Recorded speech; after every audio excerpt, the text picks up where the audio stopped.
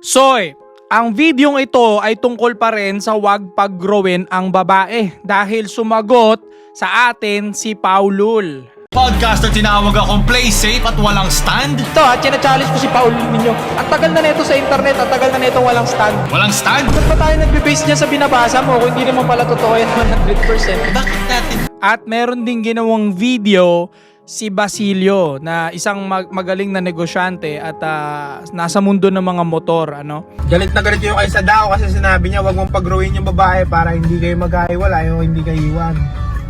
Galit na galit yung mga normal na lalaki. Wala kasi kayong alam sa nature ng babae.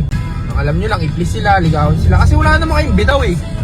So ngayon, pinanood ko yung video ni Paulul, hindi ko na ipapanood sa inyo ng buo kasi paikot-ikot lang. Isa-summarize ko na sa inyo kung saan siya nagpaikot-ikot. Nilalaban ni Paulul doon na hindi naman mali yung sinabi natin, but wag mo lahatin. Hanap ka. Pero para sabihin mo na lahat ng babae ay hinahanap, di ba? Doon na nagkakatalo. Puro ganun, no? So every time na nagbibigay tayo ng example o nagbibigay tayo ng paliwanag, hindi naman lahat. Of course, hindi naman talaga lahat. Hindi naman talaga malalahat yan dahil lagi namang may minority, lagi namang may exemption to the rule, di ba? Eh kung yun lang pala yung ilalaban ng argument mo, walang kwenta yan. Kasi dapat automatic na yun. Kapag nagsalita ako, kapag nagsalita kami, dapat automatic na yun, majority yun. Mostly. So every time na mag-explain kami, lagi namin sasabihin, ganito ang mga babae pero hindi naman lahat nakakapagod yun. Every time na lang nabubuka yung bunganga namin about sa female nature at gender, lagi na lang, hindi naman lahat pero wag mo lalahatin ito lang yung karamihan Pucha, dapat automatic na yun. So, hindi naman to deny. Hindi naman to denial. Sinasabi mo lang yung nangyayari. Hindi nagbo-boyfriend ng mga babae na mas mababa sa kanila. Hindi to statistic. Example lang yan. Pero madaming ganun Yun nga, anecdotal to eh. Marami pero isang parte lang ito.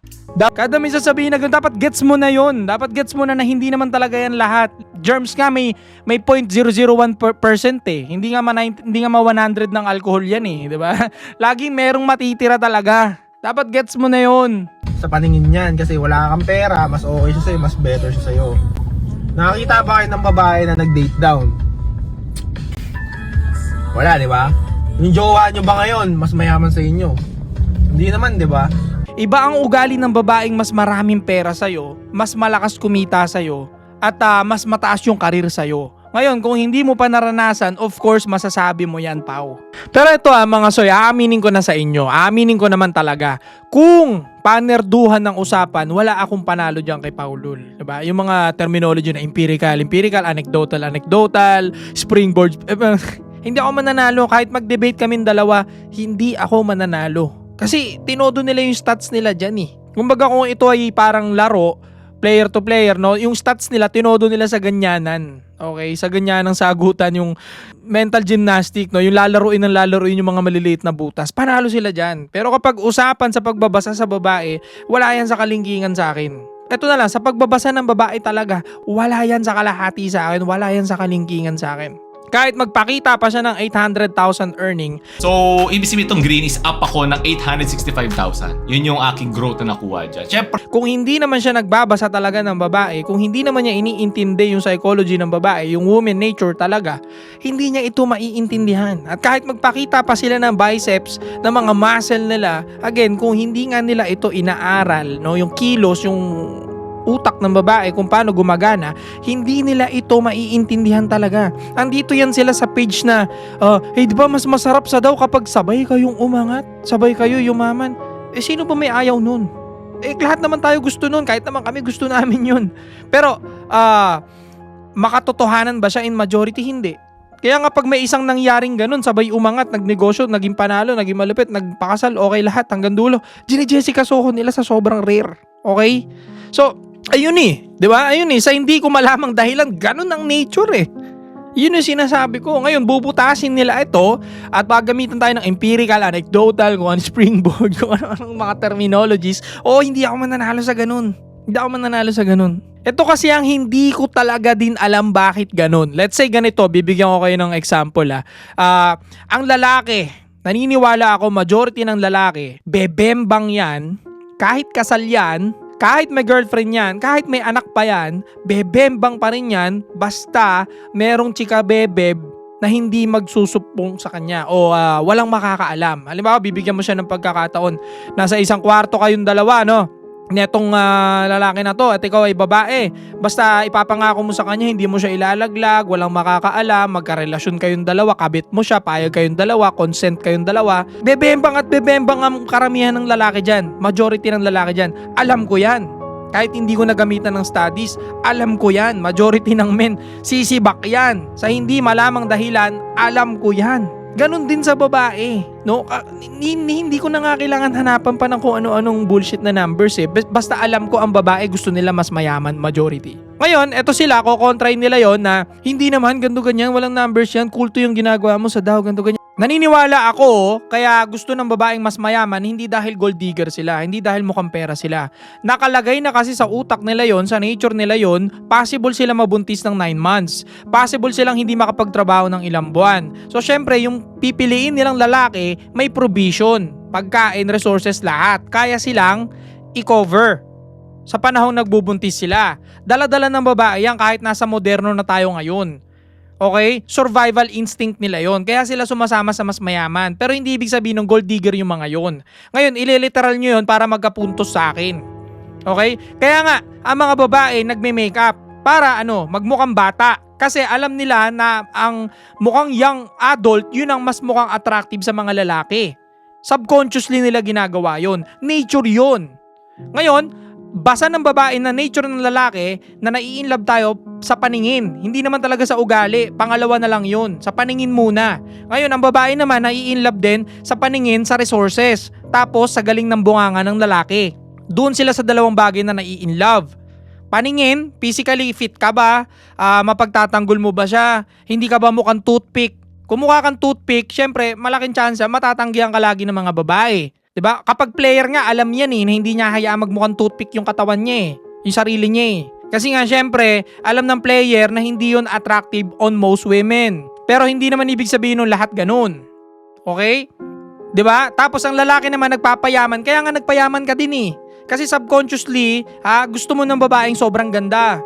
Ganyan ho talaga yan. No, lahat ng lalaki kaya tayo nagpapayaman, kaya tayo nagpapalupit, kaya tayo kumukuha ng gold medal, kaya tayo nagta-top 1 sa mga sports na gusto natin. Kasi gusto natin magpabilib ng babaeng sobrang ganda, mapangasawa ito at bumuo ng pamilya. Yun naman talaga yun. Subconsciously natin yun, nasa utak na natin mga lalaki yun. Kaya tayo nagbubuhat, kaya tayo nagpapalakas, kaya tayo nagpapagaling sa sports para hangaan tayo ng lahat at mabingwit natin yung pinakamagandang babae na kaya natin mabingwit. Lahat ng lalaki kung bibigyan ng pagkakataon na makasiping o mapangasawa ang pinakamagandang babae sa balat ng lupa, sabi ko sa'yo, lahat yan mag-yes. Mostly o majority ng lalaki mag-yes. At alam ko din yun. Hindi to anecdotal. Hindi na to kailangan ng numbers dito, number doon. Diba? Kung gusto mo pala ng parang gold digger, o di yan ang hanapin mo. Magpayaman ka. Yes, naobserbahan ko yan. Pero ganun babae ang gusto mo? Then magpakayaman ka. Kung gusto mo ng babae na ang habol sa'yo ay pera mo, then go! Maghanap ka! Pero para sabihin mo na lahat ng babae ay hinahanap, diba? Doon na nagkakatalo. Yun nga mas mataas yung tsansa na ay ganitong klaseng babae ay maghahanap ng mas mayamang lalaki. Then para sa kanila yun. Hindi ko alam kung anong klaseng babae ang mahilig sa gano'n at anong karamihan sa kanila at yun ang hanap mo. Then magpakayaman ka. Wala nang pumipigil sa'yo Huwag mo naman sabihin parang fairy tale ang mundo. Huwag mong ganunin ng mga tao. Huwag mong ganunin ng mga lalaki na para papaniwalain mo sila na ang mga tao, ang mga babae nai-inlove lagi sa attitude. Baka mamaya tamarin na sila mag-rhyme. Oo, totoo. Hindi laging pera, hindi laging kayamanan, pero napakalaking factor na material.